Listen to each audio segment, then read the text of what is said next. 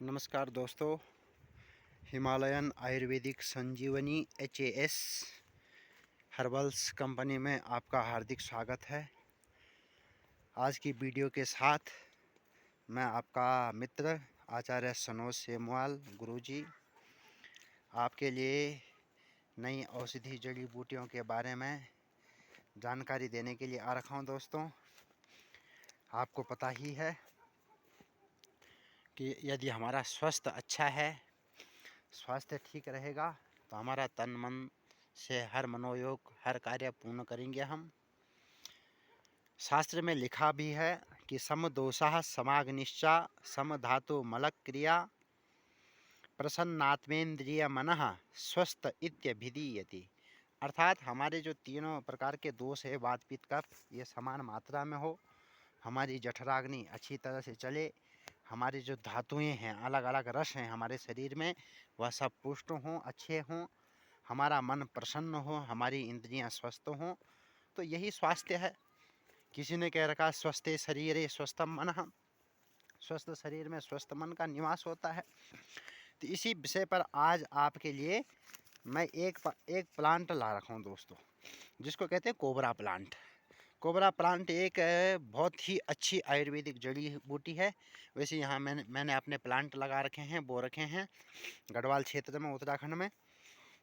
परंतु ये cobra plant जो है जंगल में होता है, इसे बोया नहीं जाता, जंगल में अपने आप उगता है।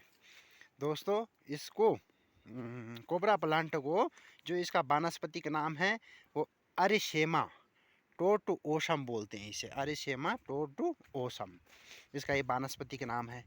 और हिंदी भाषा में इसको बंक कहते हैं, बाग कहते हैं, जंधरा कहते हैं, नागपर्णी कहते हैं, और गढ़वाली भाषा में इसे कली मीन कहते हैं। कली मीन। तो कली मीन अब आपको हम दर्शन कराते हैं दोस्तों कि जो ये कोबरा का पौधा है, कोबरा प्लांट में इसको बोलते हैं व्हिप कार्ड कोबरा लिली। ये देख लो, कोबरे जैसा इसका आकार भी है। नीचे देखो रंग इसके तने में कैसा रंग है, ऊपर देखो ये पत्तियां ऐसी होती है दोस्तों। इसकी पत्तियां आप ध्यान से देखिएगा बड़े गौर से, तो ये इसकी पत्तियां हैं। और इसकी जो जड़ देखोगे आप तो बिल्कुल कोबरे जैसे कलर की होती है, सांप जैसे आकार की इसकी जड़ दिखाई देती है। ये दूसरा पौधा भी आप देख रहे होंगे बड़े गौर से, ये सांप जैसी जड़ इसकी दिखाई दे रही है दोस्तों। और ये ऊपर का पत्ता आपके सामने है। तो इसे कहते हैं दोस्तों व्हिप कोट कोबरा लिली, और हिंदी में इसको नागपर्णी भी बोल सकते हैं। नागपर्णी क्यों कहते हैं? इसके ऊपर एक सींग जैसी आती है, नाग जैसी, इसके कारण इसे नागपर्णी कहा जाता है। यह पहाड़ी क्षेत्र में उगता है, और पहाड़ी क्षेत्र में उगता है। ऊंचाई इसकी कितनी है तो 2000 मीटर की ऊंचाई से लेकर 5000 की मीटर ऊंचाई तक उगता है ये। परंतु मैं इस समय 7000 मीटर ऊंचाई पर हूँ चमोली में, तो यहाँ भी यह पौधा उग रहा है। और स्थान जैसे ठंडे प्रदेश इसके ज़्यादा मेन स्थान हैं, या शीतोष्ण क्षेत्र, हिमालयी क्षेत्र, उत्तराखंड जैसे हो गया, कश्मीर हो गया, हिमाचल हो गया, नेपाल, भूटान, म्यांमार, चीन के तरफ ये ज़्यादा होता है। और यह पौधा दोस्तों जहरीला होता है, मतलब ये ऐसा होता है कि बहुत खतरनाक जहर होता है इसके अंदर। जो ताज़ी जड़ होती है, या ताज़ा इसका पत्ता होता है, या ताज़ी इसके जो फल होते हैं, ये ज़्यादा जहरीले होते हैं। तो आयुर्वेद में इसके ताज़े यानी कच्चा फल पौधे से कुछ नहीं बनाया जाता, क्योंकि इससे ज़्यादा ही जहर हो जाता है। तो इसको क्या किया जाता है, इसकी पत्तियों को, तना को, या इसके फल को, या इसकी जड़ को सुखाया जाता है, उसके बाद औषधि में उपयोग किया जाता है दोस्तों। तो दोस्तों ये देखो, ये जो बीज आपको दाने आकार का दिखाई दे रहा है, यही इसका बीज है। ऊपर टॉप में इसका बीज होता है, मक्का जैसा दिखाई दे रहा है। ये बाद में लाल कलर का हो जाता है। जैसे एक दाना भी खाया तो इससे बहुत झाग लगता है, इससे मतलब मुंह में झाग आना शुरू हो जाता है, यानी विष लगना शुरू हो जाता है। तो आपको बताया था मैंने, इसकी सांप जैसी पत्तियां होती हैं और सांप जैसे तना होता है। ये देखो अगला बीज भी आपको दिखाई दे रहा है इसका, ये सामने गौर से देखिएगा, ऐसे मक्का जैसा इसका बीज होता है। और जब ये बीज होने से पहले जो पौधे होते हैं इसके, तो पौधे में नाग फन जैसा लटका हुआ होता है, बाद में वो निकल जाता है और बीज उत्पन्न हो जाता है इसमें। तो दोस्तों ये सांप जैसा तना वाला है। फल इसके पत्ती आते हैं, आपको पत्ती बता दिया मैंने, गोल ये लंबी इसके पत्ती, ये इसके पत्तियां हैं, ठीक है। और इसमें फल भी उगता है, तो ये इसका फल है। फल कैसा होता है इसका? पहले हरा, बाद में लाल रंग का हो जाता है। अब कह रहे हैं कि उपयोग क्या है इसका, तो कहते हैं इसको योग्य चिकित्सक के परामर्शानुसार ही ग्रहण करना चाहिए। ऐसे नहीं कि मैंने बता दिया और आपने स्वीकार कर लिया, आपने खा लिया उसके अनुसार, ऐसा नहीं करना है दोस्तों। तो दोस्तों इसकी उत्तराखंड में कम से कम 14 प्रजातियां हैं और पूरे विश्व में इसकी शायद 130 के करीब प्रजातियां उत्पन्न होती हैं। तो आपको बता चुका हूँ मैं, इसके तने को, फल को, जड़ को, कंद मूल को इसको सुखाया जाता है तब प्रयोग किया जाता है, क्योंकि यह जहरीला पौधा है। अब इसका उपचार भी बता देता हूँ दोस्तों मैं। अब देखो आपको बताया था मैंने कि ये जो पौधा है ये सांप की आकृति का दिखाई देता है। तना देखो इसका सांप की आकृति का दिखाई देता है। और ऊपर से भी एक बार दोबारा देख लो, कोबरा प्लांट में इसे नागपर्णी कही जाती है, गढ़वाली भाषा में कली मीन कहा जाता है इसे। ये अन्य पौधे भी ये स्वतः उगते हैं, मतलब ये जंगली पौधा है, शुष्क शीतोष्ण आर्द्र जगह उगता है, पेड़ों की छाया के नीचे उगता है यह पौधा। और हर कोई पौधे में सांप जैसी आकृति नहीं होती। ये सामने वाले में सांप जैसी आकृति, नीचे वाले पौधे में देखो कोई सांप की आकृति नहीं है दोस्तों। या ऊपर वाला पौधा आपको दिखा देते हैं, इस पौधे में भी देखो कोई सांप की आकृति नहीं है, केवल हरा पौधा है, पूरा का पूरा हरा पौधा दिखाई दे रहा है आपको ऊपर लगा हुआ। और ये वाला पौधा भी देखो, इस सामने वाला भी देख लीजिएगा, इसमें भी कोई सांप की आकृति नहीं है। तो ये इसका मक्का का जैसे दाना हुआ, ये बहुत खतरनाक बीज होते हैं दोस्तों इसके। आपको उपचार के बारे में बता देता हूँ मैं, इसका क्या क्या उपयोग में किया जाता है ये। तो ये दोस्तों सबसे पहले जो मवेशी होते हैं, जानवर होते हैं, उनके पेट में अगर कीड़े हो गए तो इसको, इसके तने को रूट बनाकर यानी पाउडर बनाकर और जानवरों को एक मात्रा में यानी 3 ग्राम से 6 ग्राम के बीच में एक मात्रा में दिया जाता है। तो उसके पेट से कीड़े घाव नष्ट हो जाते हैं। परंतु इंसान के लिए नहीं है, केवल जानवर की बात कर रहा हूँ मैं।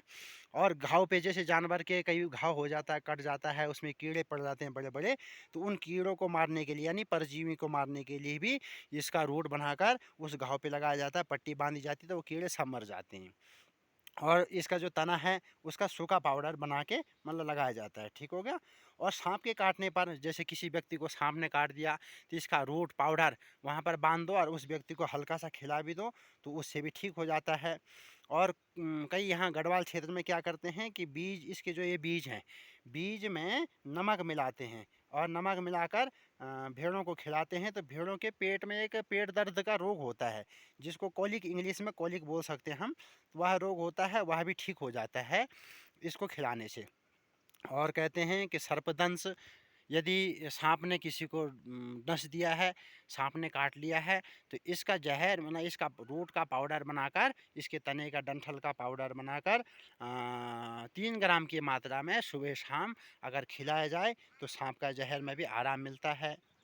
और दोस्तों किसी को गठिया हो, तो गठिया से संबंधित जैसे घुटनों में दर्द होता है या गठिया में उंगलियों के जोड़ों के दर्दों में जो हड्डी होती है वो मजबूत हो जाती है, उससे दर्द होना करना शुरू हो जाता है। तो गठिया में अगर इसके पत्तों को बांध के लगाया जाए और साथ में थोड़ा सी बहुत कम की मात्रा में पर डॉक्टर के अनुसार खिलाया जाए तो गठिया में भी आराम मिलता है। किसी को अपच हो यानी भोजन न पचता हो या कब्ज होती हो, तो भोजन न पचना कब्ज होने में भी इस व्यक्ति को मात्रा में, संतुलित मात्रा में अगर इसका रूट खिलाया जाए तो वह भी ठीक होता है। और किसी व्यक्ति को जैसे अनचाहा गर्भ ठहर जाता है और किसी को गर्भ नहीं चाहिए होता है, तो गर्भ निरोधक का काम भी करता है इसका रूट। उसको मतलब उचित डॉक्टर के अनुसार उचित मात्रा में खिलाया जाए तो गर्भ निरोध का काम भी करता है। और कीट संक्रमण, विशेषकर जो कीड़ाओं के द्वारा ततैया आदि या जंगली के जो कीट होते हैं, इन कीटों के द्वारा अगर कोई व्यक्ति काट दिया जाता है, उस पर सूजन, मोच, चोट, घाव लग जाता है या कीड़े मकोड़े लग जाते हैं, तो उस घाव पर लगाने पर या हल्की मात्रा में खिलाने पर वह व्यक्ति भी ठीक हो जाता है दोस्तों।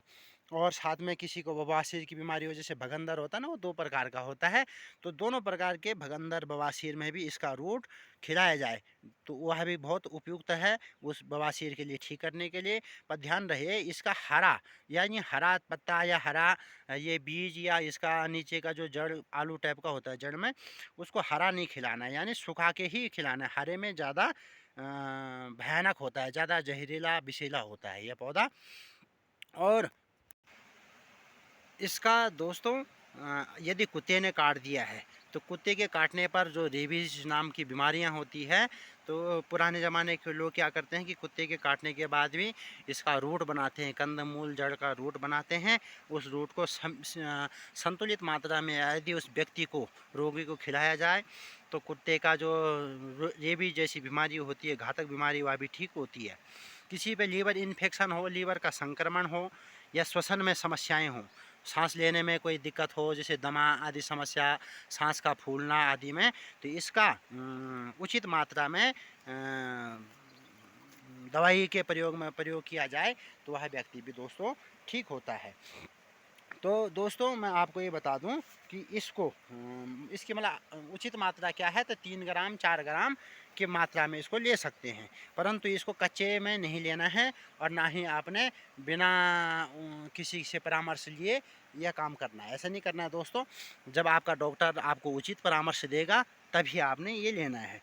और अगर यदि किसी आयुर्वेद आचार्य को, या जिन्होंने आयुर्वेद हर्बल से बड़ी कंपनियां खोल रखी हैं, या कोई जिन्होंने फैक्ट्रीज़ खोल रखी है, या आयुर्वेदिक औषधालय के जो अच्छे अच्छे डॉक्टर्स हैं, वह अगर उनको इसका रूट, इसका पाउडर या साबुत इसका जो तना है, कंदमूल है या फल है, वह चाहिए होगा, तो हमारी कंपनी से आप ज़रूर संपर्क करें। हिमालयन आयुर्वेदिक संजीवनी HAS कंपनी है, और हमसे भी, मुझसे भी संपर्क कर सकते हैं, और फ़ोन पर भी आप संपर्क कर सकते हैं। उसके ज़रिए आपको उचित मात्रा में यह दिया जाएगा। आने जाने का किराया, डाक खर्चा आपका रहेगा। और मोबाइल नंबर भी लिख लीजिएगा दोस्तों, 9397442841, यह हमारा मोबाइल नंबर है। और आगे हमारी जो आज की ये वीडियो है, यदि आपको अच्छी लगे तो ज़रूर लाइक करना, सब्सक्राइब करना, अन्य व्यक्तियों को भी शेयर करना। क्या पता आपके शेयर करने से किसी की ज़िंदगी अच्छी हो जाए, किसी की ज़िंदगी बन जाए, या किसी को नया ज्ञान, नॉलेज प्राप्त हो जाए। तो फिर मिलेंगे आपके साथ नई खोज के साथ, फिर आपसे मुलाकात होगी दोस्तों। धन्यवाद। जय भारत, जय उत्तराखंड, जय बद्री विशाल।